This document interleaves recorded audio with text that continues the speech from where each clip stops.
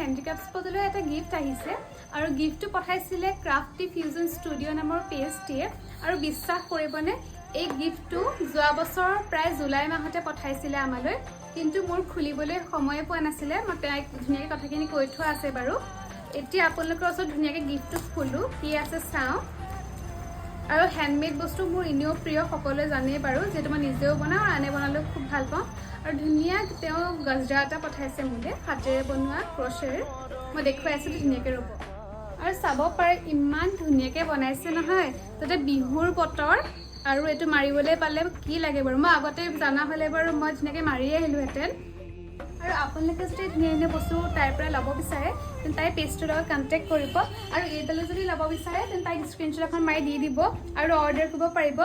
ধুনীয়াকৈ প্ৰাইচবোৰ বাৰু ৰিজনেবলে হয় আৰু ধুনীয়াকৈ তাইক অৰ্ডাৰ কৰিব মোৰ বহুত বেছি ভাল লাগিছে আৰু হেণ্ডমেড বস্তু যিহেতু বহুত ধুনীয়াকৈ মানে নিখুঁতভাৱে কামটো কৰিছে আৰু তাইক বহুত বেছি থেংক ইউ মোক ইমান ধুনীয়া উপহাৰ এটা দিয়াৰ বাবে